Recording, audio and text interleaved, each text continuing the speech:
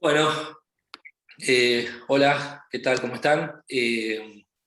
Muchas gracias por participar de este evento. Estamos aquí en el primer encuentro del ciclo de conversaciones, La política del síntoma, organizada por una nueva editorial, Coloquio de Perros.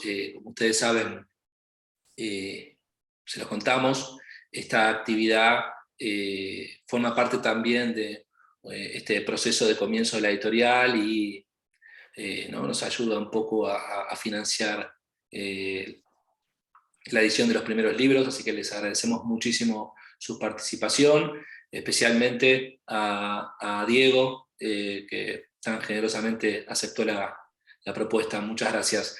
Les comento en principio cómo va a ser la modalidad. Se va a tratar de una conversación, por supuesto. En principio vamos a participar las personas de la editorial con Diego y faltando 15 minutos aproximadamente, abriremos los micrófonos para aquellos que quieran hacer un comentario, una pregunta, etcétera, teniendo en cuenta, por supuesto, la poca disponibilidad de tiempo. Bueno, sin más entonces, bueno, también tengo que decirles que no pudo estar, lamentablemente, Tommy Pal por un problema personal, así que de parte de Coloquio de Perros vamos a estar Emi Exposto y yo. Bueno, les presento muy brevemente a Diego Stulbar. Eh, Diego es investigador y escritor, coordina grupos de estudio de filosofía y política, formó parte del colectivo Situaciones y publica habitualmente en el blog Lobo Suelto. Entre sus libros se encuentra La ofensiva sensible, Neoliberalismo, Populismo y el reverso de lo político. Aquí lo tengo, un libro que está súper bueno y tiene una muy linda edición, que fue publicado entonces por Editorial Caja Negra. Se los recomendamos mucho. Seguramente la conversación de hoy tenga bastante que ver con este libro de Diego. Sin más, entonces ahora le paso la palabra a mi amigo Emi y damos comienzo a la conversación. Hola, ¿cómo andan? Che, ¿todo piola? Acá Emi, de Coloquio de Perros. Bien, para abrir la conversación con Diego, yo quería hacer una breve introducción de cómo pensamos a Coloquio al interior de una cierta coyuntura, ¿no? Y le gustaría plantear a Diego 3 ejes de conversación, al menos, para abrir la charla, que es aquello que titula nuestro ciclo de actividades, nuestros coloquios, que es la idea de política del síntoma, que Diego trabaja en el libro La ofensiva sensible, que mencionaba Bruno recién. La segunda eje que le quiero proponer a Diego es la idea de crisis, o lo que él asume en el libro como punto de vista de la crisis. Y por último, lo que Diego llama el reverso de lo político, ¿no? Que en una traducción podríamos decir todas aquellas prácticas micropolíticas que se hacen cargo hoy de la producción de subjetividad, ¿no? Pero antes de eso quería mencionar brevemente algunas coordenadas que creo que enmarcan esta conversación, ¿no? La primera es insertar a Coloquio y a una serie de activismos, de investigaciones, de conversaciones, de amistades, en lo que podríamos llamar una coyuntura psicosomática de crisis anímica colectiva, ¿no? Una coyuntura de crisis de la salud mental, ¿no? Que ha sido profundizada de algún modo, como todos sabemos, con la pandemia, y que de algún modo ha sido graficada o inmortalizada en una frase de la revuelta chilena del 2019 que dice: no era depresión, era capitalismo, ¿no? Recuerden, quizás alguno de ustedes haya visto esa imagen circulando por redes sociales, ¿no? De modo tal que esta frase de algún modo se ha vuelto una especie de objeto de culto o lema de aquello que con Diego podríamos llamar las multitudes sintomáticas, ¿no? En la medida en que nos permite afirmar que tenemos depresiones, insomnios, ansiedades, bruxismos, etcétera, porque no podemos, no sabemos o no queremos encajar en los modos de vida y en las formas de existencia que nos propone el capitalismo. El capitalismo en su fase neoliberal o en su fase post-apocalíptica, le diríamos, ¿no? Entonces ahí lo primero que me interesaba indagar con Diego y con una serie de otros autores y autoras, pienso en Mark Fisher, en Santiago López Petit, que aparece en el texto de Diego, pienso en Sully Lornick, de qué podemos nominar hoy como política del síntoma, o como estrategias de politización del malestar, o de politización de nuestra salud mental, ¿no? ¿Cuáles son los saberes, cuáles son las estrategias, cuáles son las fuerzas insumisas de inadecuación que se elaboran en eso que llamamos síntomas o malestares. Lo segundo, me parece, es que asumir esta cuestión de la crisis anímica colectiva no como un objeto a patologizar, a medicar, a psicologizar, sino como un punto de vista, o como si ustedes quieren, como una experiencia ambigua. ¿En qué sentido?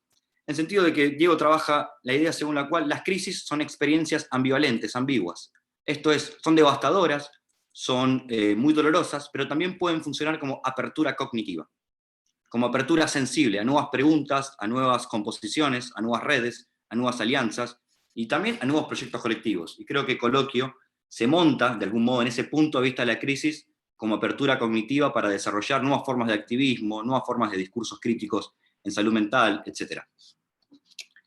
Y lo tercero que quería plantearle entonces a Diego es la idea según la cual podemos pensar ya no la salud mental como un campo, o no solo como un campo, sino la idea de tratar de repensar una escena psicopolítica. Esto es una contracultura en salud mental. O en otros términos, pensar la politización de los malestares, síntomas y disfrutes como el escenario donde se desarrolla una disputa anímica por nuestras formas de vida, ¿no? Es en ese sentido en que nos gusta decir que Coloquio de Perros no es solo una editorial, sino que más bien usamos a los libros, a los textos, como prácticas, como una excusa para desarrollar algún tipo de conspiración, un tipo de alianza vital que tiene de algún modo la amistad como un tipo de alianza, un tipo de afectividad, ya no solo para contarnos las intimidades, sino más bien para desafiar una época. Y esa época creemos que es una época de crisis anímica colectiva. Sin más, entonces, proponerle a Diego esos ejes de cómo viene pensando él la materialidad resistente de una política del síntoma, y qué nos puedes contar, Diego, en torno a cuál crees que son hoy las formas de tratamiento, de abordaje clínico, terapéutico, político, investigativo, neoliberal, incluso en torno a aquello que llamamos síntomas. Así que, si te parece, Diego, te doy la palabra y abrimos la conversa. Hola, ¿cómo les va? Buenas tardes, buenas noches. Muchas gracias por la invitación. Y, bueno, digamos, yo me puedo hacer cargo hasta cierto punto de las cosas que dice Emiliano, y luego vamos a tener que pedirle a Emiliano también que tire un poco más de las cosas que está diciendo. En primer lugar, porque casi todas las cosas que me están preguntando, me están pidiendo que conversemos, son cosas que remiten a un libro escrito pre-pandemia. Entonces, después de la pandemia, no sé qué pasó con nosotros, digamos, no sé. No sé, cuando se dice que estamos en una crisis anímica, yo no sé qué es del estado de ánimo colectivo. No sé cuál es la referencia colectiva. No la conozco. No sé cuál es la referencia colectiva. Es más, hace unos días, hablando con un amigo, Diego Caramés, él me decía, espero no ser como ninguna infidencia con esto, me decía, todo el tiempo tengo la sensación de que la fiesta está en otro lado. Así de que debe estar pasando algo, pero en otro lado, porque acá no pasa nada. Cuando hablo con varias amigas y varios amigos y todos me dicen más o menos lo mismo, uno empieza a pensar, o todo el grupo humano que uno conoce está lejos de lo que ocurre, o directamente tenemos la sensación de que debería estar ocurriendo algo que no ocurre, y que por lo tanto suponemos que ocurre en otro lugar y lo buscamos. Quizás ese lugar es en el futuro, quizás es en el presente, en el lugar en que no estamos. Tengo muy pocas referencias actuales para decir cómo estamos anímicamente, y sobre todo me parece muy importante que yo les diga que no puedo hablar yo de clínica ni de conceptos como salud mental, que me quedan muy ajenos, yo no tengo ninguna formación en ese sentido. Entonces, ¿de qué sí me puedo hacer cargo, digamos, de las cosas que Emiliano planteó? De estas tres cosas que él muy bien encontró en la ofensiva sensible, que es qué cosa podríamos llamar política del síntoma, es apenas un título, pero por ahí abre una conversación, esa fórmula, ¿no? Política del síntoma. La idea de crisis, digamos, y la de reverso de lo político. En los tres casos me parece que se puede seguir el método que Emiliano proponía, que es hacer algo así como hacer de cuenta que es legítimo partir a veces empíricamente de nosotros como individuos y a veces de la situación social y política. A veces y a veces. ¿Sí? ¿En qué sentido, digamos, nuestros malestares se alinean con malestares más generales? A eso lo llamaríamos, yo creo, ¿no?, politización.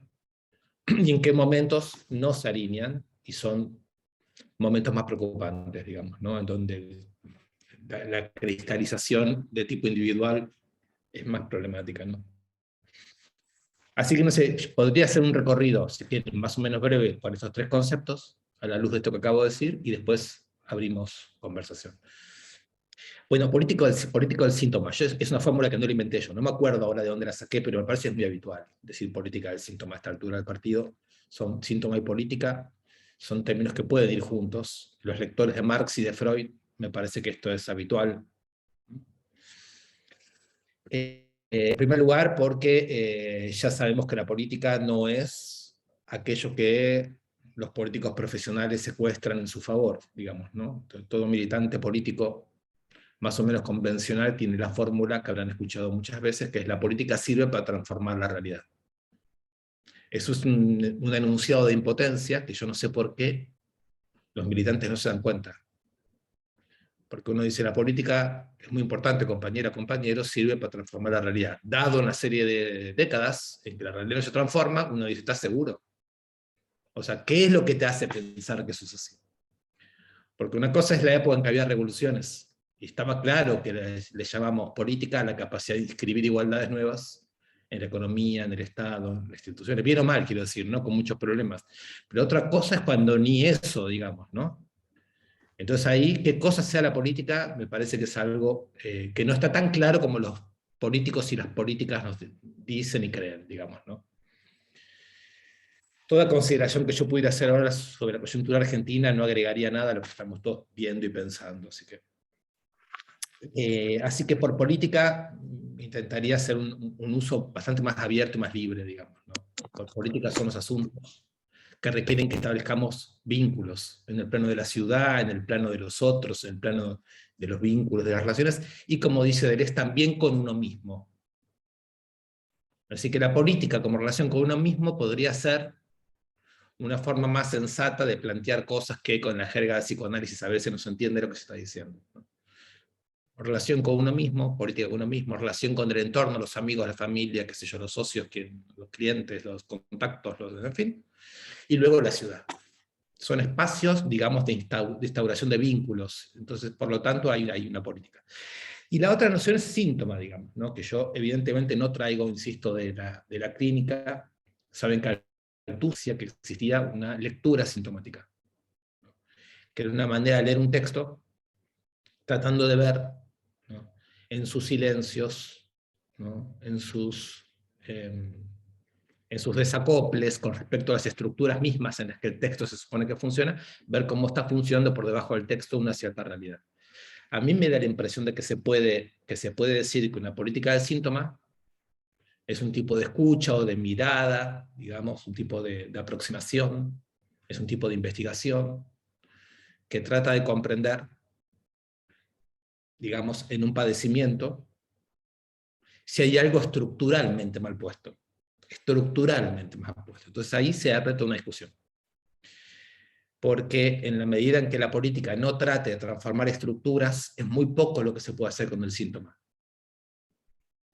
Ahí yo en la ofensiva sensible, comentando la coyuntura previa a la pandemia, veía que por lo menos existen una serie de posiciones frente al síntoma. Es una de las pocas cosas en mi vida que le he robado a Slavoj Žižek. Habiéndole robado tanto a otros autores, es medio penoso que solamente esto le robe a Žižek, porque él siempre ofrece muchísimo material, pero a mí, no sé, no le he robado tanto, pero esto sí se lo he robado a él, ¿no?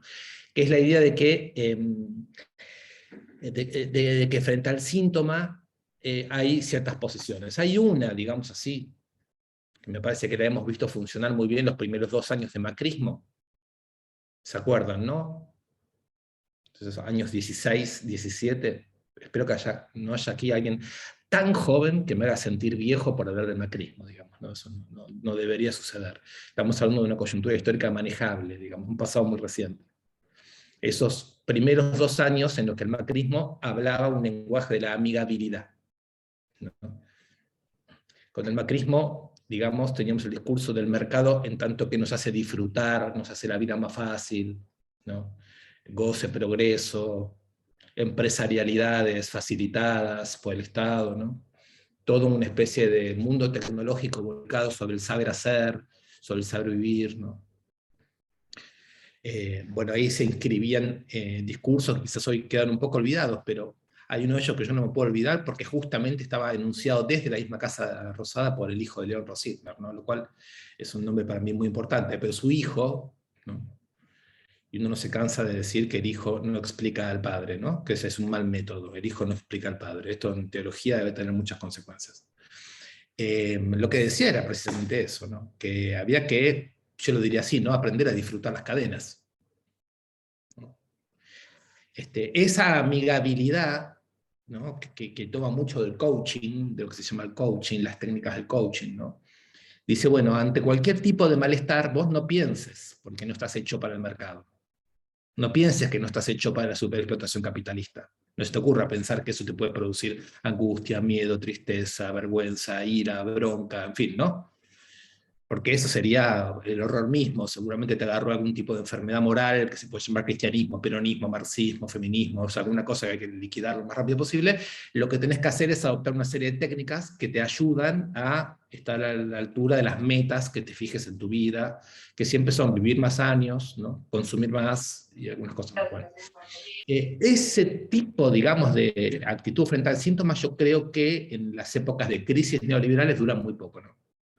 Muy poco. Enseguida, lo hemos visto, ¿no? El asesinato de Maldonado, de Rafael Nahuel, la doctrina Chocobar, enseguida el síntoma se lo destroza a tiros, digamos, ¿no? Sí, ese universo en el cual la vida se crea como empresa, ¿no? Empieza a ser refutado por el mismo grupo que lo único que hace es destruir las propias empresas que ellos querían abrir, digamos, ¿no? Y uno dice, bueno, acá vienen los que abren empresas, quieren convertir todo en empresa, y las pymes quiebran, todo cierra, todo recesión. Es decir, este tipo de discurso neoliberal, que lo estoy, si lo ven, lo estoy asumiendo tanto como un discurso económico-político como un discurso sobre la subjetividad al mismo tiempo, ¿no? Estoy pensando si el neoliberalismo es un discurso sobre la vida. No es solamente un modelo político, es un modelo político y un discurso sobre la vida al mismo tiempo. Bueno, eso se convierte inmediatamente, apenas existen formas de resistencia, formas de autonomización, desequilibrios económicos, etcétera, se convierte en una forma de fascismo, que yo creo que se concreta muy bien en estos libertarios, Milei y todas estas cosas que si quieren después hablamos, pero ahí hay una línea muy evidente que no podemos perder de vista, porque, insisto, no son solamente proyectos delirantes de dolarización y represión. Cuando uno escucha dolarización ya tiene que ir viendo dónde van a colocar los centros clandestinos de detención, ¿no? O sea, no podemos estar ingenuos de no saber que una palabra no está desvinculada de la otra. Pero me refiero también al hecho que ahí hay una lectura muy fuerte sobre qué cosa es vivir en el neoliberalismo, qué cosa es la vida y a qué podríamos aspirar.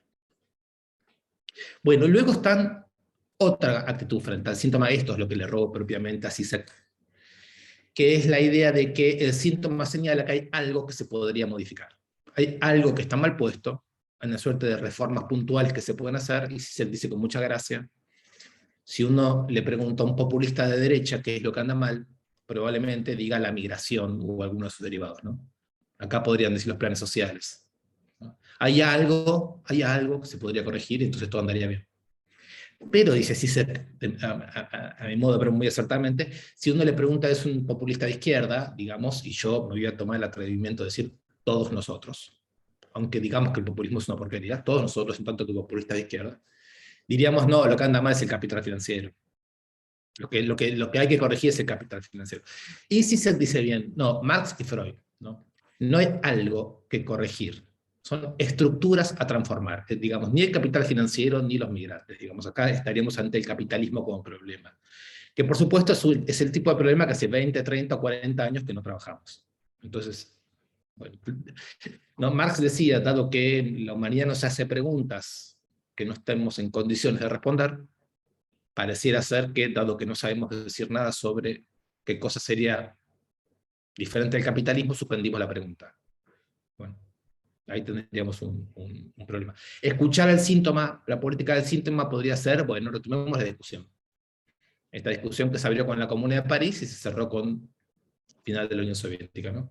Es una larga discusión sobre si es posible pensar la vida por fuera del mandato totalitario capitalista. esa discusión la reanima el síntoma más que la ideología, es lo que me parece a mí, ¿no? Se reanima más por el hecho de que nosotros no cabemos tan fácilmente en este mundo que porque seguimos leyendo los mismos textos que hubiéramos leído hace 80 años. O más, diría, para no ser injusto.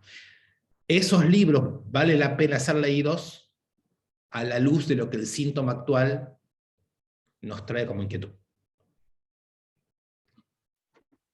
Bueno, esto es sobre política del síntoma. Pareciera ensayado, Emiliano, pero no, estamos acá improvisando. Bueno, el segundo punto es la crisis. ¿Qué cosa sería la crisis? La crisis, de vuelta, me interesa tomar la crisis tanto a nivel, digamos, de las desestabilizaciones subjetivas de cada quien, y acá Emiliano la citó a Sueli Rolnik, ¿no? Digo, para mí, digamos, el afano vendría por ese lado, digamos, ¿no? Si yo tengo que hablar sobre por qué la crisis es desestabilización, diría, bueno, le robo todo a Sueli Rolnik, intento cambiar las palabras para que no se note, pero no solo para que no se note, porque al final uno lo confiesa, sino porque es muy importante crear un lenguaje propio, no estar hablando con categorías. Entonces, masticar eso, digamos, y que salga algo que tenga un lenguaje conversacional, accesible, pero también exigente entre nosotros, ¿no? Y ahí me parece que la crisis es eso y la crisis también es la política, digamos. La crisis es la política. ¿Por qué ahora aumentan las tarifas? ¿Por qué ahora aumentan los precios? ¿Por qué ahora, inmediatamente ahora, bajan los salarios, los ingresos y las jubilaciones de todos nosotros? ¿Por qué tenemos menos acceso a las riquezas? ¿Por qué nosotros, corporalmente, físicamente, valemos menos cada semana que pasa? ¿Cómo es que nosotros valemos porque hay crisis? Porque hay crisis, es porque hay macrismo, porque hay pandemia, porque hay guerra, porque, en fin, ¿no? O sea, la crisis va cambiando de nombre, pero tiene algo en común. Siempre va en función de bajar los salarios. La crisis es la gran oportunidad en la que vas a tener que entregar algo más, ¿no? Entonces la crisis es de evaluación de toda la zona, digamos, de satisfacción de lo común, empezando por las obviedades, ¿no? El salario indirecto, el hospital público, la educación pública, en fin, ¿no? Ahora parece que hasta Netflix va a perseguir a cada uno para ver dónde pueden que los usuarios no se compartan. Es decir, una especie de restricción general del acceso a la riqueza, ¿no?, que se hace en nombre de la crisis. O sea, que la crisis es la categoría de una política. Eso es lo que quiero decir. Acá la crisis es la categoría de una política que hace desposeer. Una política cuyo nombre es la desposesión. ¿Desposesión de quién? Desposesión de las grandes redes de cooperación social en las que nosotros vivimos. Los trabajos, digamos, se insertan ahí. Y desposesión también, lo sabemos perfectamente bien, de bienes naturales, ¿no?, de bienes comunes. Esa política se llama desposesión, esa desposesión se llama neoliberalismo, ese neoliberalismo se llama capitalismo, en eso estamos, y la crisis es la principal categoría de esa política. Vamos a decir, las relaciones de explotación se vigorizan en torno a una política de la crisis. Política de la crisis, como lo vemos muy bien, es perfectamente realizable por los gobiernos más progresistamente concebibles. No es exclusividad del enemigo político, aunque sabemos que el enemigo político lo disfruta, lo impulsa, lo acelera, crea dispositivos extraordinarios como el Fondo Monetario Internacional, la deuda externa, en fin. No quiero que hablemos demasiado de política porque todo lo que me parece que desde lo que estamos diciendo es política convencional es muy obvio. Y agregarle palabras a la obviedad no me parece que sea una buena manera de aprovechar el tiempo. Bueno, pero Emiliano dice, hay una ambivalencia de la crisis. Yo diría que hay una ambivalencia de la crisis en el sentido de que hay algunos momentos en donde la crisis es una categoría de una contrapolítica. Vale decir, no sé si ustedes recuerdan un curioso llamado telefónico que se filtró hace 2 años en Chile. La esposa de Piñera, desde su mansión, estaba encerrada, el presidente de Chile, Piñera, ¿no?, estaba encerrada en su mansión, mientras la gente estaba en la calle, y ella, no me acuerdo exactamente las palabras, pero era algo así como, no sé qué hacer, estamos rodeados por los aliens o los alienígenas, ¿no? Así hablando de los ciudadanos chilenos que estaban en la calle. Bueno, eso son situaciones en las cuales la crisis se convierte en una categoría, digamos así, de la que nos podemos apropiar.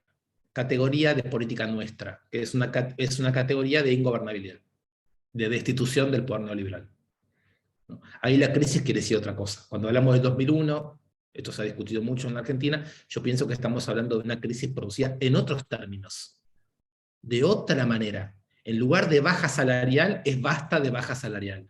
En lugar de aumentar la precarización del trabajo, es dignidad ahora. Son términos completamente diferentes, lógicas completamente diferentes, son diferentes los cuerpos que ocupan la calle, son diferentes las reflexiones sobre la cooperación, sobre la economía, sobre la institución, sobre la manera de ocupar la ciudad, sobre la manera de poner reglas, sobre la manera de generar liderazgos, sobre la manera de armar programas, todo eso varía, se invierte. Por lo tanto, respecto a la crisis, yo creo que tendríamos que preguntarnos menos cuándo se supera la crisis, porque la crisis no se supera, porque la crisis es la categoría de una política, no es un estado del mundo, es la categoría de una política.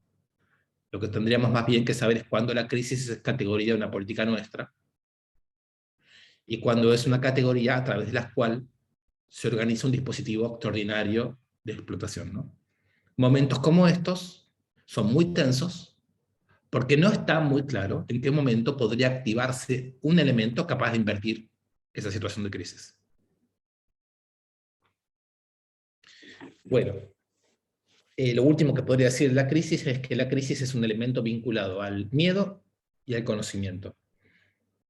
Creo que lo podríamos decir así. Para saber categoría de qué política es una crisis, hay que saber quién tiene miedo y quién está conociendo la sociedad. Yo diría, cuando nosotros tenemos miedo y nosotros sentimos que no se entiende nada, quizás del otro lado del vínculo social hay personas que están absolutamente entusiasmadas, muy confiadas y conociendo la sociedad, haciendo un reconocimiento desde su lugar de poder de lo que se puede y lo que no se puede hacer con un pueblo, con una sociedad. A la inversa, cuando la crisis se convierte en una categoría nuestra, el miedo no lo tenemos nosotros, el miedo pasa de bando, y el conocimiento también se invierte. Somos nosotros los que podemos producir conocimiento sobre nuestras capacidades. Así que me gustaría, si les interesa o no les interesa, crisis vinculada a una experiencia de conocimiento y una experiencia del miedo, que son todas cosas muy convencionales y muy conocidas de teoría política, de Maquiavelo, de Hobbes, de Spinoza, etc. Bueno, lo último, reverso de la política. Cuando escribí La ofensiva sensible, en realidad fue así. Yo acababa de publicar un libro junto al periodista Horacio Berbisky que se llamaba Vida de Perro. Estábamos presentando el libro y yo mientras iba escribiendo otras cosas, como siempre, en Lobo Suelto. Y me avisaron de la editorial Caja Negra que ellos veían en las publicaciones de Lobo Suelto un libro hecho. Hicieron un trabajo extraordinario de mostrarme ese libro, mostrarme el índice. Me dijeron, mira, reescribí acá, reescribí así, y yo solamente fui como guiado por ellos. Cuando llegó la última parte, a mí me parecía que faltaba algo, y sigo pensando que me falta algo. A eso que me falta lo llamé reverso de lo político. Reverso de lo político. Justamente para no irme ni hacia una zona en la que yo no creo, que son alternativas completamente despolitizadas de la vida, como si la vida pudiese desentenderse de la relación con uno mismo, con los otros y con la ciudad. No lo creo lo más mínimo, ¿no? Pero tampoco asumiendo la política tal y como nos viene dada, que es evidente que está la política tal y como viene dada, en la medida en que no puede discutir el capitalismo, está en un momento de ruptura muy, muy, muy fuerte, con necesidades colectivas. Todo esto, insisto, me parece muy evidente. Entonces, reverso de lo político me pareció que podía identificar un tipo de espacio que no es ni la superficie comunicacional de la política, ni el espacio privado. Un tercer espacio, digamos, ¿no? En donde vamos haciendo todo tipo de experiencias, vamos probando con el lenguaje, vamos a veces de una manera, a veces de otra, jugando con las inflexiones de esto que Emiliano llamó crisis anímica colectiva. Vamos reconociendo hipótesis, posibilidades, formas de lucha, formas de sociabilidad, ¿no? Y la idea era ubicar ahí una zona que a mí me sigue pareciendo que es la zona activa para reconocer qué es lo que está pasando, por lo menos en Sudamérica, o por lo menos en Latinoamérica. Me parece que si uno le quitase a Latinoamérica todo aquello que sucede en el reverso de lo político, uno diría de dónde salió la crisis de Chile, de dónde salió la fuerza política que gana las elecciones en Colombia, de dónde salió el gobierno argentino, y así sucesivamente, ¿no? ¿Quién resistió el golpe en Bolivia? En fin. Es decir, tenemos una cantidad de zonas que se llenan de categorías, que hay que reescribirlas continuamente, pero que van de mundos indígenas, a feminismos, a trabajo precario, a movimientos de derechos humanos, a experiencias psíquicas, educativas, artísticas, militantes, terapéuticas, antirracistas, digamos, ¿no? Que son un poco la zona en la que nosotros respiramos, para quienes escribimos, a quienes leemos, con quienes conversamos, ¿no? A quienes dedicamos nuestras prácticas. Entonces, este reverso de lo político sigue siendo, yo creo, nuestra interioridad común, para usar una frase de Santiago López Petit, que también acá Emiliano lo nombró, y es otro a quien suelo saquear a menudo, porque me parece un pensador extraordinario, digamos, ¿no? Extraordinario. Los pensadores extraordinarios son, para mí, los que tienen una arbitrariedad a toda prueba, ¿no? Los que menos pueden justificar en bibliografía de su época lo que dicen, ¿no? Entonces, me parece un pensador de una originalidad muy grande, y él tiene esta idea de una interioridad común de aquello que no es ni lo privado, ni la política tal y como se despliega en la superficie de la comunicación, redes sociales, televisión, ¿no? Partidos políticos, elecciones. Entonces, Emiliano, creo haber hecho una vuelta por todos los puntos que me indicaste, así que me dicen cómo seguimos. Sí, creo que la hiciste la vuelta, Diego. Quería tirar de algunos hilos que traías. ¿Te parece, Bruno? ¿Tiro de algún hilo? ¿Sí? Nada, justo en un momento terminaste mencionando a Santiago López Petit, y al comienzo de la conversación mencionabas el régimen de obviedad, ¿no? Esta idea de Petit en el régimen de obviedad o de evidencia, donde el capital y la vida son una y la misma cosa, es necesario proceder por desplazamiento, dice Santiago López Petit, ¿no? Un desplazamiento que creo que es ahí donde vos ubicás ese reverso de lo político. Vos mencionabas al principio, ¿no?, la idea de síntomas o la materialidad de los síntomas como un territorio ya no solo de patologización, sino como un territorio muy ambiguo de investigación y resistencia. Pero quería hacerte dos preguntas que están en la ofensiva, que es en torno a ¿qué llamás ofensiva sensible?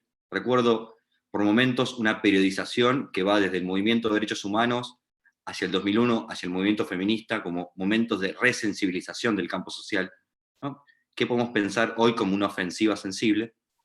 Y después, una cuestión que tiene que ver con esta idea de desplazamiento, que aparece en la coyuntura contemporánea, que vos mencionabas en torno a los libertarios, Milei, etcétera, en torno al problema del delirio, ¿no?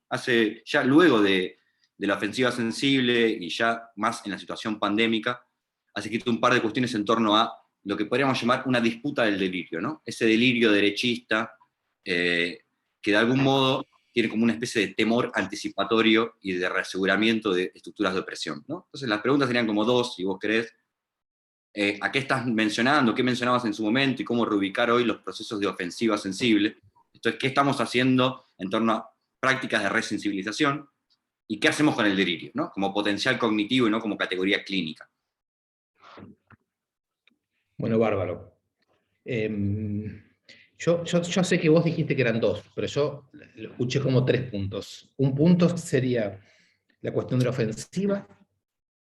¿Qué se le llamaríamos ofensiva sensible? ¿Qué podríamos reconocer como cosas empíricas reales de nosotros? 2, cómo opera la verdad por desplazamiento. Y 3, los delirios, estos delirios, digamos, toda la cosa de los delirios, tal y como se da a partir de la pandemia y sobre todo de estas llamadas nuevas derechas, sin que necesariamente sean nuevas. Bien. ¿Vamos bien? Joya. Por ahí. Bueno, trato de ir breve con esto. La ofensiva sensible para mí nombra 2 cosas. Primero, es un término que utilizó Maisa, una compañera, en una entrevista de radio que le hacíamos en Radio La Tribu, un Clinamen, se llamaba una columna radial que hacíamos hace mucho tiempo con Diego Clear y Natalia Género.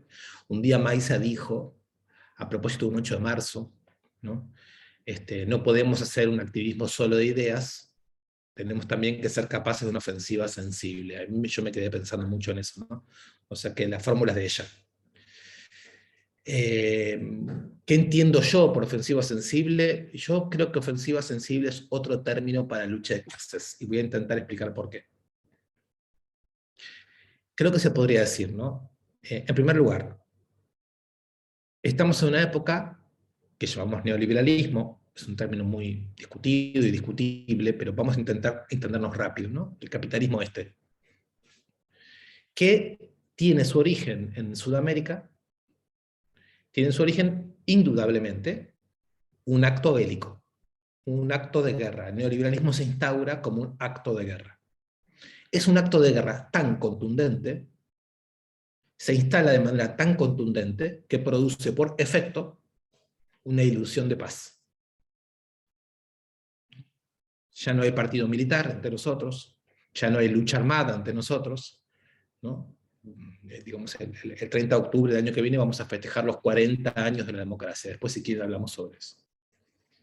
Entonces, hace 40 años que hay paz en nuestras repúblicas. Y yo diría, bueno, hay paz porque el acto bélico que funda esta situación es tan brutal y es tan fuerte. ¿Quién se animaría hoy a reanimar una escena violenta sabiendo que esto inicia con 30.000 desaparecidos? No inicia con 4 compañeros golpeados en una comisaría, ¿no? O sea, el neoliberalismo en Chile, en Uruguay, en Argentina, en Bolivia, es un acto de guerra. Esto me parece que habría que tenerlo bastante claro, porque ese acto de guerra, que primero es terrorismo de Estado, y después es una forma muy brutal de desposesión, de puesta en competencia, digamos, de arrojar toda la vida al mercado, que tiene un tipo de efecto, y acá al que estoy robándole, estaría robando a 2. Estoy saqueando ahora, yo les voy diciendo a quién saqueo primordialmente en cada caso. A quién le aplico el neoextractivismo, que nos han enseñado a... León Rositner primero, ¿no? O sea, que el filósofo importante para mí de la lengua castellana es León Rositner, ¿no? Que trabajó mucho el tema del terrorismo de Estado, y Rita Segato, ¿no? Que es otra persona que me parece que tiene un pensamiento absolutamente ineludible, ineludible. Desensibilización, también si quieren después hablamos de un tercero ineludible que es Bifo, Franco Berardi, que también aporta un concepto de desensibilización. Terrorismo de Estado y competencia neoliberal producen un efecto de desensibilización.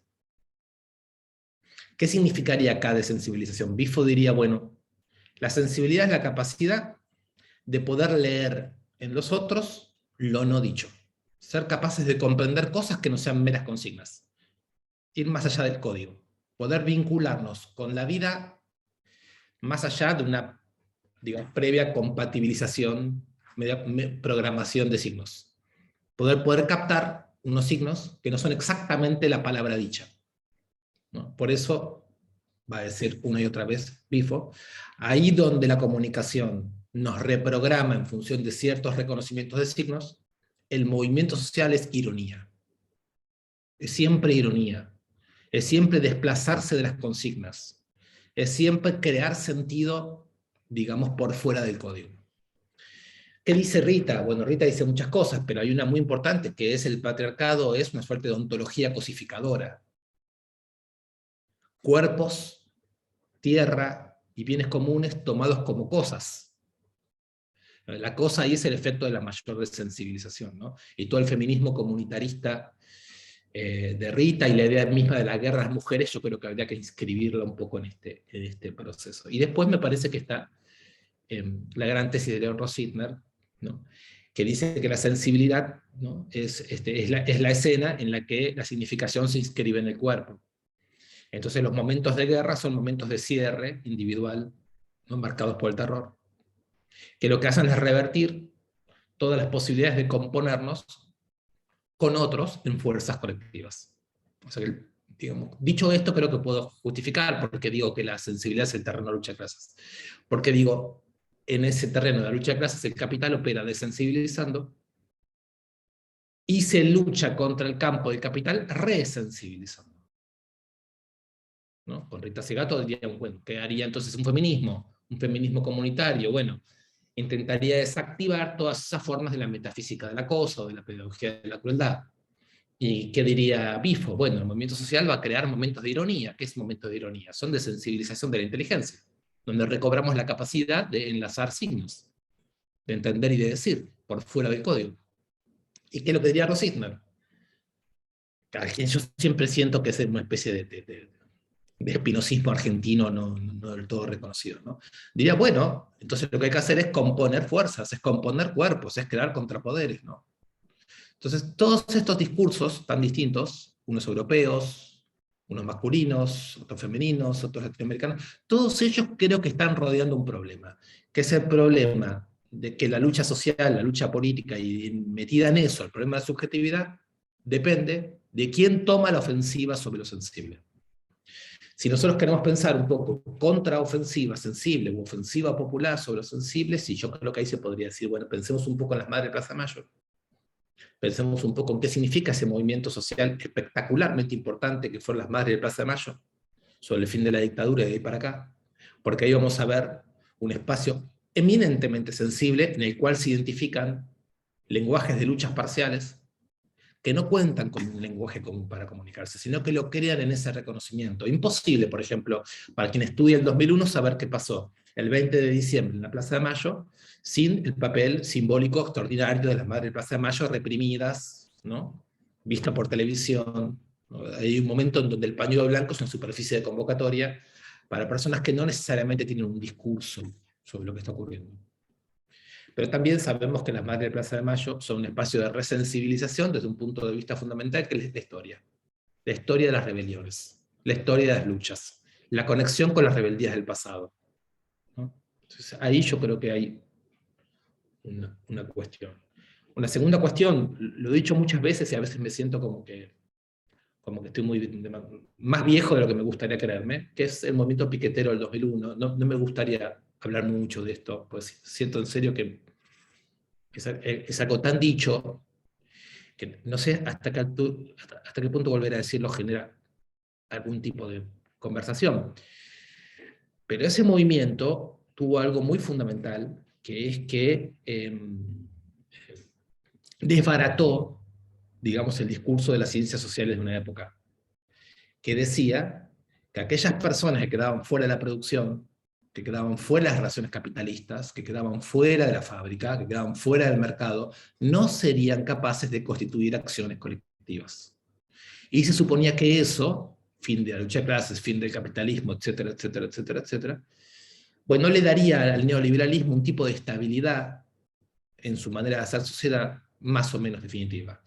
Bueno, eso no lo refutó ningún filósofo, ningún gran cientista social, ningún becario del CONICET. Eso se hizo mierda de los barrios en esos años, mostrando cómo entre vida cotidiana, exclusión, formas de lucha, formas de comunidad, etcétera, se crean momentos históricos nuevos.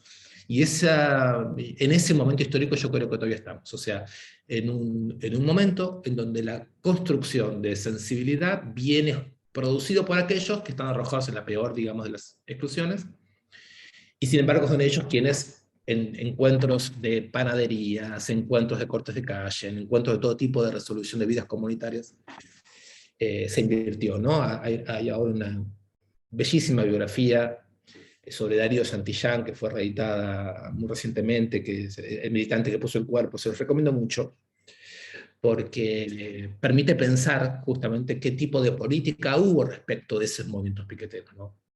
Es decir, por un lado, qué formas de inclusión del Estado hubo, pero más importante que eso, cómo, digamos, bajo la figura del mártir, del militante muerto, etc., se absorbió, se acomodó a esas figuras en una zona tolerable, sin tener que abrir una comprensión fuerte sobre lo que esos sujetos vinieron a poner en cuestión, ¿no? O sea, ahí hay todo un otro momento.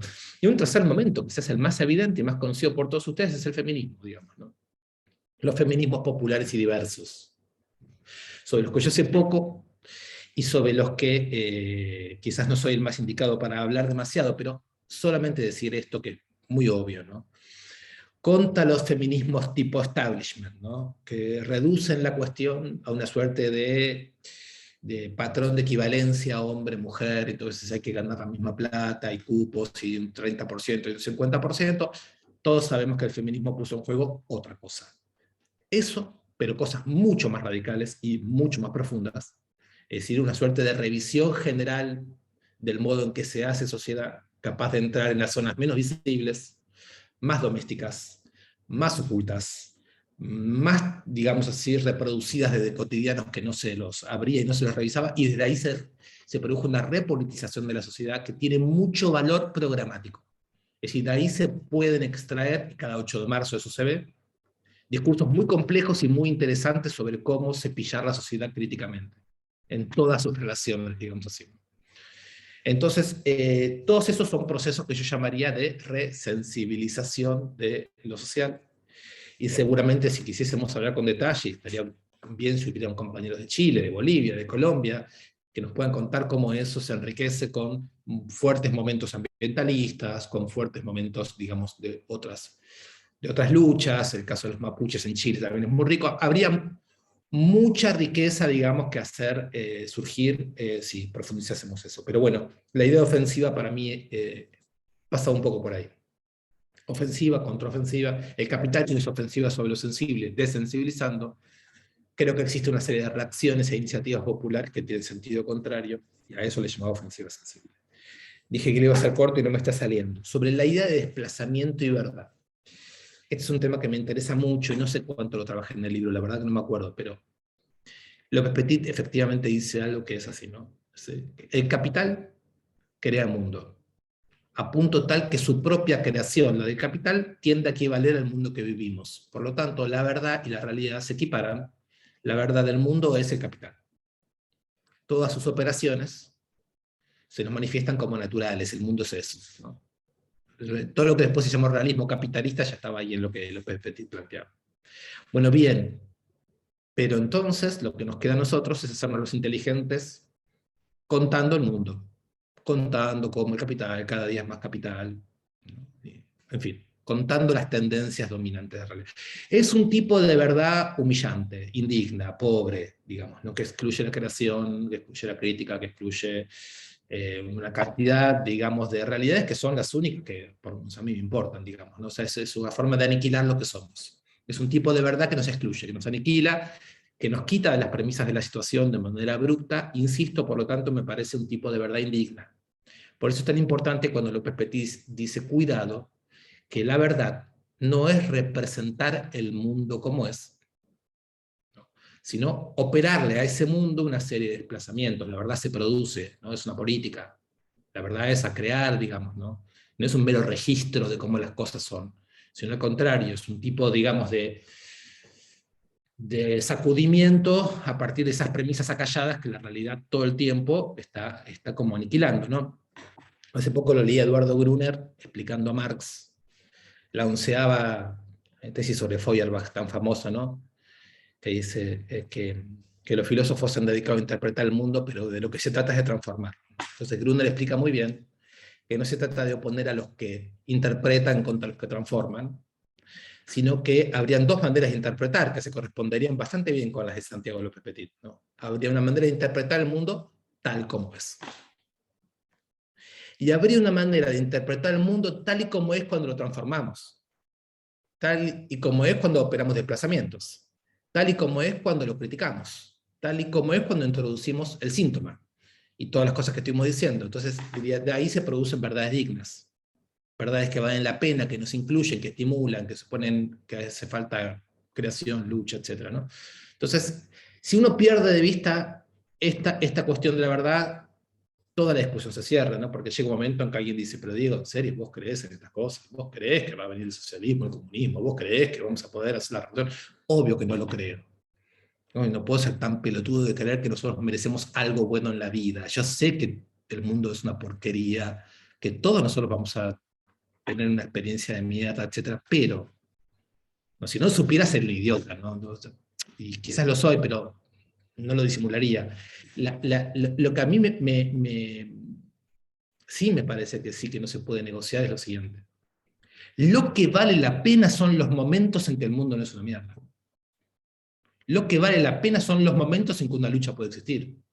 Lo que vale la pena son los momentos en que puede haber una escritura, un texto, un enamoramiento, unos compañeros. Eso es lo que vale la pena. Entonces, que a mí me digan que eso no va a triunfar, pues, no me dicen mucho, la verdad. Lo que yo no puedo escuchar es que no va a haber más de eso, ¿no? Porque eso sería como, creo que dice Bifo, ¿no? Ya no dejar aire para respirar. Entonces no es un problema de que uno pronostique futuros felices, no hay ninguna posibilidad de hacer eso. Pero sí hay un problema de dignidad, así como los movimientos piqueteros hablaban de dignidad, ¿no? Acá estamos, y si estamos nosotros acá, entonces reclamamos algunas cosas. Reclamamos un lenguaje, reclamamos unos vínculos, reclamamos unas posibilidades, reclamamos una capacidad de desafío, ¿no? Entonces, esto me parece muy, muy importante sobre qué tipo de discursos tenemos, qué tipo de verdad tenemos, ¿no? Que insisto, no es el de las ciencias sociales, es un tipo de verdad que no reduce lo cognitivo al apoyo bibliográfico, sino que hace un juego con los libros y con los discursos de otro tipo. Bueno, finalmente los delirios. Yo estoy, digamos, cuando escuchamos a las ultraderechas libertarias, vamos a poner a Milei porque es el ejemplo más payasesco que tenemos a mano, y que vale la pena porque todos lo conocemos bien. Creo que todos vemos, ¿no? Cuando lo vemos hablar, decimos, este señor está delirando, ¿no?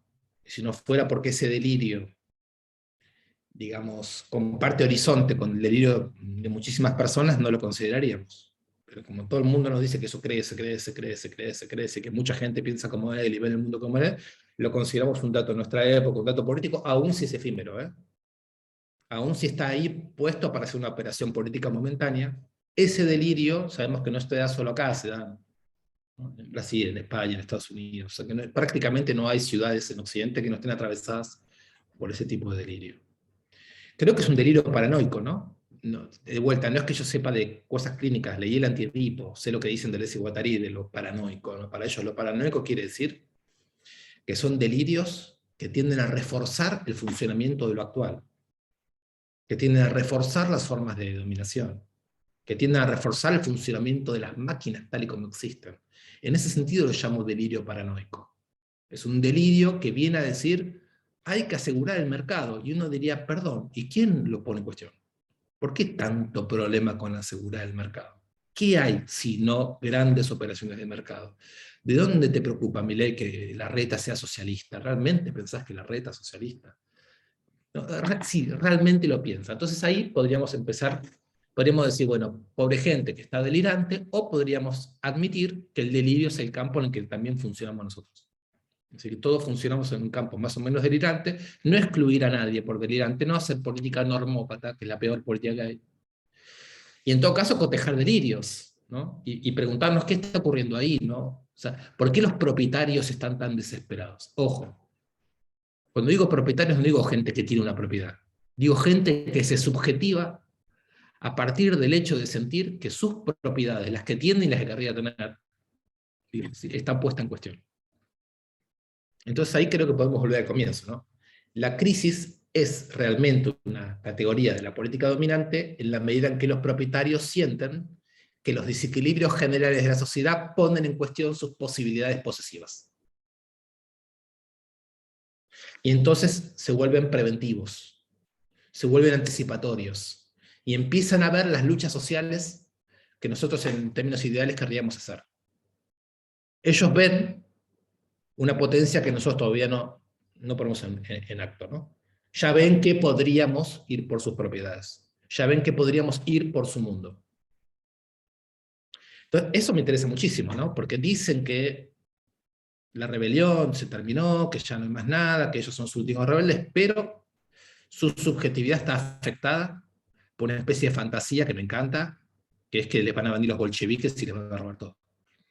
Entonces, ese delirio me resulta interesante y me preocupa que nosotros en contrarrelato seamos gente tan normal que le decimos a Milei, vaya a tratarse, amigo. Porque no se preocupe que no hay bolcheviques. Me parece pésima respuesta. O sea, colocarse del lado de la sensatez y abandonar el terreno de un delirio me parece un desarme brutal, y en todo caso la pregunta sería ¿qué son los delirios no paranoicos? ¿No? Lo que Deleuze y Guattari llaman de manera muy bella y problemática para mucha gente, delirios esquizofrénicos. ¿No? ¿Qué pasa con nuestra posibilidad de ensayar libres conexiones? ¿Qué pasa con nuestra capacidad de imaginar, ¿no? En este reverso de lo político, otras posibilidades? Entonces ahí me parece que hay un peligro grande con el delirio de la derecha, ¿no? El último 9 de julio llevaron una guillotina a Plaza de Mayo. Son formas muy minoritarias, pero que vibran y sincronizan muy bien con los poderes más estructurales de la sociedad, y eso en cualquier momento desencadena momentos de mucha violencia, pero por sobre toda la cosa van abriendo un escenario, digamos, de legitimación de los modos más brutales del discurso, de la segregación y de la explotación. La pregunta entonces vuelve una y otra vez sobre nosotros, ¿no? Así, ¿cuáles son un poco nuestros desenfados? ¿Cuáles son nuestras maneras de imaginar y delirar la realidad que no sea decirle a la gente que no se pone vacunas que por favor se ponga la vacuna, decirle a la gente que sale sin tapabocas que por favor se ponga el tapabocas, digamos, ¿no? Aclaro que yo soy tapaboca y vacuna, no es que tengan un discurso de tapabocas, pero digo, no puede ser que nuestro discurso sea simplemente, o nuestra posición sea simplemente asumir la sensatez. Hay una vuelta ahí que darle, que yo no sé exactamente cómo se da, pero, digamos, nuestro derecho a la reapropiación, digamos, del mundo y de hacer saltar los dispositivos de poder, digamos, las crisis las ponen sobre la mesa. Y eso hay que pensarlo. Hay que pensarlo porque, como dije al comienzo, digamos, el problema de la violencia en términos tradicionales no está planteado. ¿No? El dominio, digamos, lo que yo llamaría sin demasiado problema del enemigo, es demasiado contundente como para hacerse los inocentes respecto a esa relación de fuerza. Y al mismo tiempo la posibilidad de crear momentos de neutralización o desconexión de los mecanismos de poder es un tema que yo diría está muy vinculado con lo que Emiliano llamó la crisis anímica, ¿no? Así que no sé, Emiliano, en principio sería esto. Gracias, Diego. Bueno, dada la hora, 20:30, y no queremos robarle más tiempo a Diego del que le habíamos pedido, voy a hacer mi pregunta, a ver si alguien de los participantes quiere hacer un comentario, una pregunta. Abrimos esa posibilidad, si no, tomo la palabra. Bien. ¿Yo puedo? Adelante, Nahuel. Hola, ¿qué tal? Buenas tardes, ¿cómo están? Perdón la molestia y la intervención, muy interesante la charla de Diego. Le quería agradecer también al equipo por la propuesta. Quería consultar, no me terminó de quedar claro, más allá del plano del diagnóstico, del que creo que estamos todos de acuerdo, ¿cuál sería en concreto una propuesta, digamos, qué hacer frente a esto en términos prácticos, materiales, organizativos? Porque me sucede que muchas veces veo la emanación de diagnósticos críticos desde el interior de las instituciones que estamos criticando. Entonces, me pregunto cuál es, dentro de esta problematización de las prácticas posibles otras, cuál sería una práctica posible realmente llevable, digamos, que se pueda llevar a la práctica, que se pueda articular, mediar, y que no exija la complicidad institucional, ¿no? Con aquello que se critica. No, me quedó eso, como bueno, ¿y qué hacemos con todo esto, ¿no? ¿Qué podemos plantear en concreto?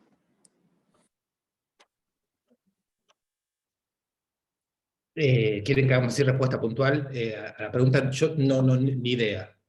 Me parece una pregunta que a mí no me toca, porque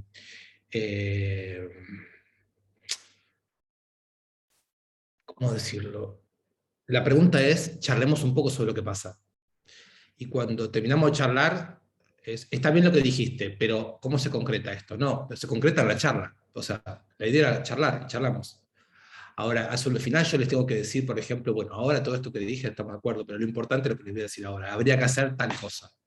Bueno, yo no solo, digamos, me encantaría tener la arrogancia de decirles, miren, ahora yo creo que más que nada pasa por saltar molinetes como en Chile, o en fin, no sé, lo que fuera, me encantaría.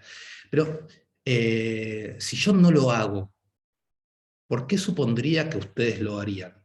Es decir, yo no ando saltando molinetes, no estoy en la vanguardia de ninguna práctica, ni estoy viendo cómo... Más bien me encuentro en una situación bastante distinta, me encuentro bastante paralizado, me encuentro haciéndome muchas preguntas, me llama mucho la atención por qué muchas cosas que en otra época yo creía que funcionaban, no funcionan, y yo necesito escuchar más, necesito pensar más, sobre aquellas cosas que en el discurso se supone que funcionan y en la práctica se sabe que no. ¿Por qué pasa eso? ¿Por qué pasa eso con un montón de discursos que llaman a prácticas, ¿no?, de distinto tipo, después nos dejan en situaciones de cosas que no funcionan? Entonces, no. Y lo otro, por lo que la pregunta no me toca, es por el tema de la institución. No sé exactamente ahí, Nahuel, cómo usas la noción de institución. pero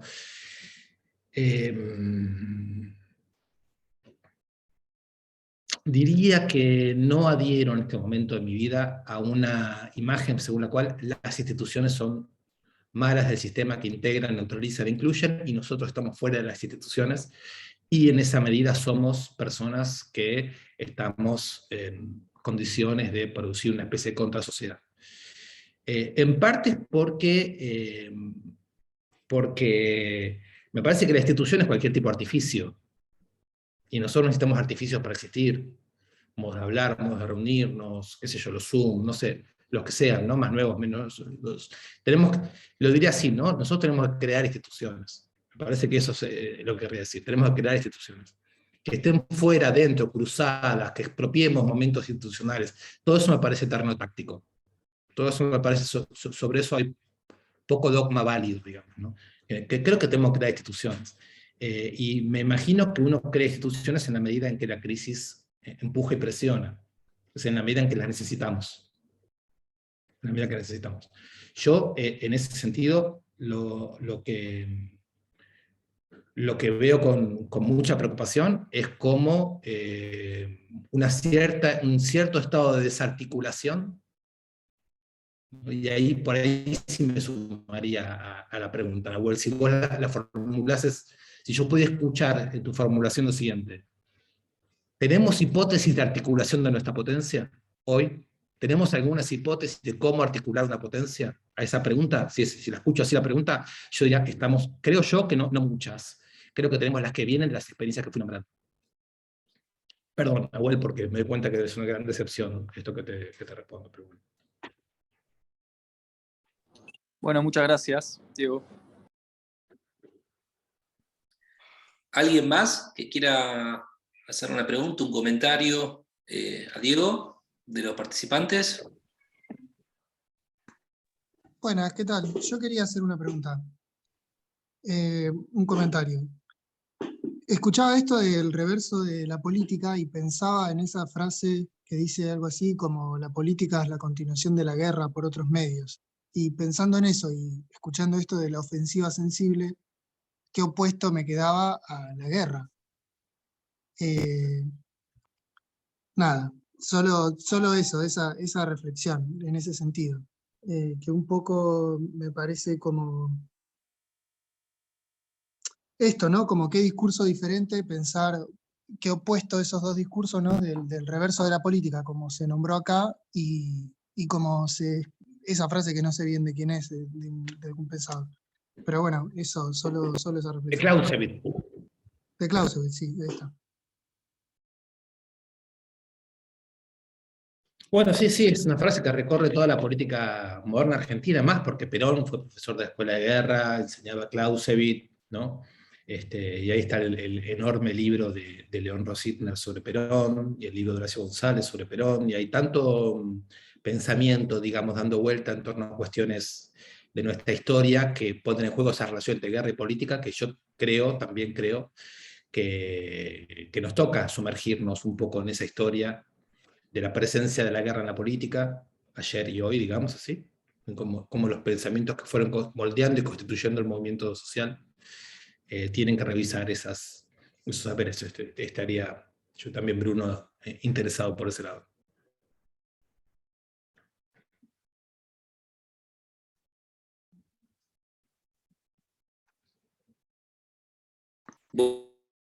¿Para una última pregunta? Sí, Dale. ¿Se escucha? Porque no sé, se me desconfiguró el teclado recién. Hola. Te escuchamos. Genial. Bueno, gracias por la alegría, por la risa. Dentro de todo lo perdido, tratemos de encontrar algo. Está muy bueno lo que dijiste, Diego. Yo me preguntaba cuando empecé un poco tarde, si se podría, si en realidad no es política el síntoma solamente, ¿no? Si podríamos como poder pensar en que no hay otro reverso de la política, porque es también política. No sé si se entiende lo que quiero decir. Sí, se entiende perfecto. A ver, se entiende perfecto. Te digo lo que entiendo. Entiendo que vos me decís, bueno, ya el síntoma es Claro. una forma de explicitación de nuestro lugar en la sociedad y en la cultura. que tiene plena legitimidad como manera de vivir la sociedad y por lo tanto ya sería política. El problema es que yo intento hacerme cargo del hecho de que el escenario político, sus visibilidades, sus modos de lectura, están muy desplegados por la dinámica capitalista, muy, ¿no? Lo que sentimos que podemos hacer, lo que no podemos hacer, los lenguajes que se entienden, lo que no se entiende, lo que se puede decir, el mundo de los sentidos, ¿no? Entonces está tan tomado ya desde el plano mismo de los lenguajes, ¿no? Que me parece que lo que llamamos síntoma es algo que puede quedar muy rápidamente reducido, o que, digamos, todavía requiere un tipo de práctica especial y no tan fácil de delegar como con la escena política para que eso produzca, digamos, ¿no? Por ese lado hago la distinción, pero no porque yo no crea que el síntoma tiene una legitimidad primera. Lo que me pregunto un poco es cuándo y cómo lo que nos ocurre de manera individual se resintoniza con un conjunto de malestares más amplios. Entonces ahí hay una frase que me gusta mucho a mí, que es que el síntoma tiene una cierta relación virtual con un modo de producción. Claro, vos sabés que en realidad ahí quería ir porque, viste, cuando se habla de economía lineal, por ejemplo, si en realidad, digamos, pensar al capital como tal y a nuestro capital lineal no hiciera un poco que nos podamos preguntar sobre la política en sí, ¿no? Si esa podría llegar, me río de lo que voy a decir, pero si ese podría llegar a ser una, no sé, una pequeña punta como para empezar a pensar lo singular como posible, porque si no parece que la política se anuda a la imposibilidad de lo singular. Claro. No porque vos lo digas así, sino porque dentro de todas estas puntas, digamos, parecen estar enlazadas en una imposibilidad, ¿no? Te digo, todos nosotros, todas las instituciones, todos. No encontramos la punta, como dijo el compañero al principio que quería una respuesta. Sí, No, sí. Sí, estoy completamente de acuerdo, ¿no? Como hay un ensayo muy reciente de Paolo Virno, muy interesante, que se llama Sobre la impotencia, ¿no? Ajá. Es un trabajo muy interesante porque Paolo Virno lo que plantea ahí es que nunca como hoy las prácticas de cooperación social, el trabajo precario en general, fue tan instruido, tan cualificado, tan asistido tecnológicamente, con tantas posibilidades comunicativas, con tantas posibilidades de todo tipo, y, sin embargo, la experiencia cotidiana es de un nivel de impotencia muy fuerte. Entonces él trabaja sobre ese contraste, para mostrar que hay una enorme potencia de tipo ontológica, o sea, él no se sube al discurso de la despotencia de la vida, de la impotencia de la vida o algo así, pero al mismo tiempo se pregunta cómo es que no existen principios de articulación efectiva, a esto lo llama él instituciones, artificios, ¿no? Capaces de de invertir la situación, ¿no? O cómo es que esto ocurre. Y entonces, por supuesto, él, como todo el que realmente se preocupa por algo no tiene respuesta. Claro. Vos decías hoy algo del delirio que me hizo acordar a Germán García cuando habla del margen, ¿no? Cuando hablabas del delirio de Milei y del cinismo, no cinismo, ironía, perdón. Dice, yo soy publicista, ¿viste? Entonces, todo el tiempo es pensar una realidad imposible, digamos, dentro de los márgenes estos institucionales clásicos o políticos partidarios, etcétera, etcétera. Y entonces a nosotros, los creativos, entre comillas, nos queda poder entrar al delirio. Para partir de ahí, esto que decía Germán García, y vos lo decías bastante más simple, de que si no es, si es que no te entendí mal, si no es que solamente es posible a lo mejor atreverse a penetrar el delirio, por decirlo de alguna manera, para poder decir algo, porque en realidad el delirio lo que está diciendo es lo que evidentemente es la supremacía, digamos, de esto, del sistema, de la lógica del patriarcado, digamos, no sé cómo decirlo de otra manera. Bueno, a mí me gusta mucho esto, ¿no? Esta forma que tiene Bifo, ¿no? De ir trayendo del anti-Edipo algunas cositas y criticando otras. Y él tiene esta idea, ¿no? De que, bueno, primero que el delirio es la zona deseante, ¿no? O sea, el delirio expresa formas de deseo. Lo que pasa es que el deseo, nosotros lo hemos convertido muchas veces de una manera un poco tonta en un fetiche, ¿no? Lo deseante contra lo no deseante, somos los deseantes contra los no deseantes, y Deleuze y Guattari muestran que el deseo tiene polos, que yo ya los describí, ¿no? El paranoico y el esquizofrénico. Entonces, los fascistas también son tan deseantes como los revolucionarios, para decirlo con un lenguaje. Pasa que su forma de desear, la relación entre deseo y realidad está puesta de una manera muy diferente. Entonces, un poco para mí la cuestión sería algo que sería así, ¿no? Cómo se vinculan nuestros proyectos, nuestros ánimos, nuestras posibilidades efectivas con lo que yo llamaría, perdón por el anacronismo, la lucha de clases. Es decir, las luchas cotidianas que existen en función de sostener salarios, ingresos, jubilaciones, espacios comunes, formas, digamos, de infraestructura de lo común, acceso a la moneda, como todo ese tipo de cosas que Walter Benjamin, ¿no?, decía. A él le robó mucho, ¿no? Sí, a él le robó mucho. Porque él también robaba mucho. Que es la idea de que en las luchas más groseras por lo material y lo cotidiano, se crea el hecho espiritual de los oprimidos. Se crea la astucia, se crea la confianza, ¿no? Se crean, yo diría se crea sensibilidad, vamos a decirlo así. Entonces, ¿cómo hacemos para evitar estas distinciones demasiado caricaturales para mí entre macropolítica y micropolítica, entre cuestiones subjetivas y objetivas, entre cuestiones individuales y colectivas? ¿Cómo les pensamos la comunicación a eso? ¿No? Que creo que es la gran preocupación de Félix Guattari. ¿Sí? ¿Cómo creamos las transversales para que se pueda integrar estas dimensiones? Porque cuando nosotros las integramos, podemos operar sistemas de relevos, ¿no? A veces para nosotros es más activo el campo social, porque hay grandes luchas, y a veces para nosotros es más activo una lectura, un encuentro con compañeros, a ver qué hacemos con la depresión que nos come. O a veces es más activo, qué sé yo, ¿no? Entonces, pudiendo ir relevando momentos de actividad que vienen a veces más del campo social y a veces del grupo, o a veces de la necesidad individual, sin perder esa conexión, no sé. Me parece que me quedé también conversando un poco con Nahuel, ¿no? O sea, es como es el espacio que veo como de un contradelirio o de una ofensiva sensible, no sé cómo decirlo de una manera que no sea impostada, digamos, ¿no? Gracias. Eso. Bueno, Diego, son 20:50.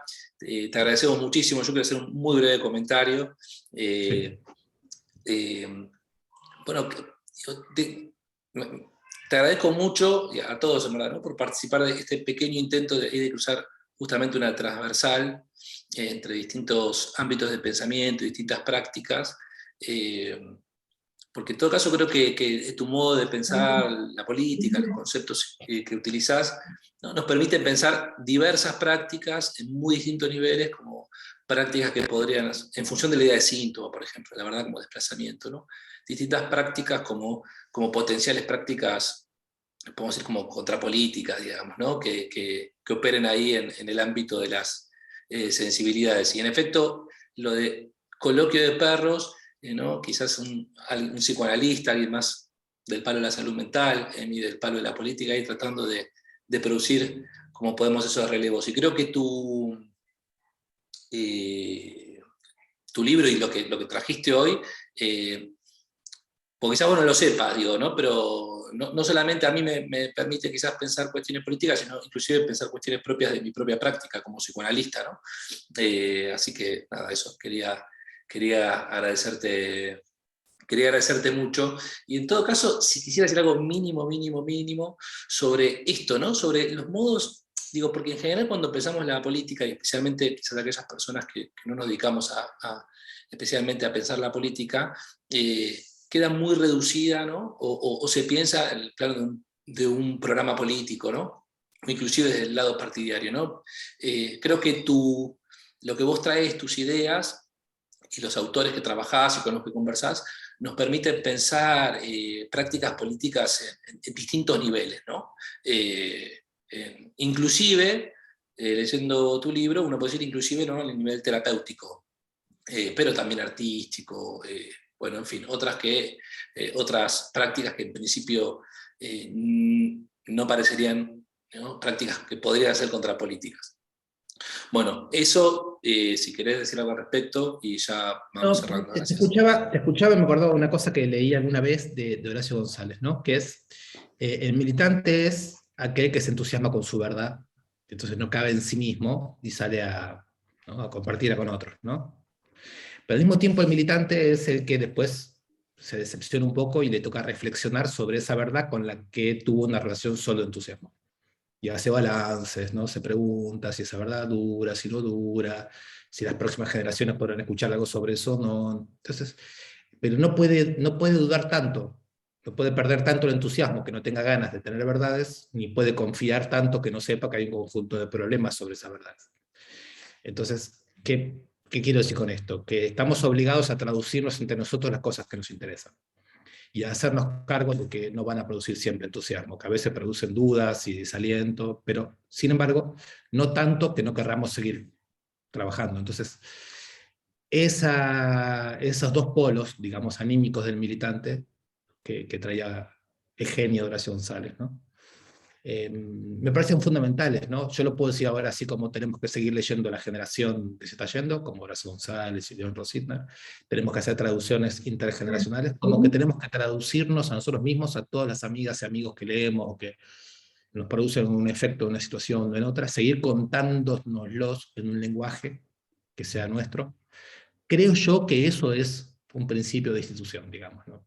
Es una zona en donde nos entendemos, cuando nos contamos estas cosas, nos hacen sentir, nos producen efectos, y quién sabe si uno lo hace con eso después una práctica más clínica, o más terapéutica, o más militante, o más estética, o más literaria. ¿Qué importa, digamos, ¿no? Si finalmente, como dicen los comunistas del general intellect, que a mí me gustan tanto, ¿no? Toni Negri, Pablo Virnovi, Fora Zarato, todos ellos, la política ya se hace al interior de una mente colectiva, no, al interior, no es comunicación entre individuos. Eso es la política liberal. Entonces ya estamos operando una mente colectiva, y es ahí donde tenemos que, me parece, actuar, ¿no? Así que bueno, Bruno y Emiliano, sobre todo, saludo a todos, pero sobre todo a ustedes, ¿cómo les podría decir? Les deseo lo mejor con la idea de crear este tipo de pequeños encuentros editoriales, y como les dije, le dije a Emiliano en privado, pero quiero que toda la parte contractual sea pública para que después no hayan denuncias irritantes. Yo me creo acreedor a partir de esta conversación al por lo menos un ejemplar de los primeros libros de la editorial. Quiero decirlo acá con toda claridad, para que después no hayan malos entendidos, ni denuncias, ni scratches, ni nada. Gracias, Diego. Gracias por la onda, por tu generosidad, por tu claridad. La verdad que súper contento. Me imagino que debemos estar todos así. Mil gracias. Bueno, cerrémonos que ya está. Le sacamos bastante más tiempo, dijimos. Un abrazo, nos vemos para la próxima. Chao. Chao, Emi. Gracias. Chao a todos, gracias. Chao. Gracias.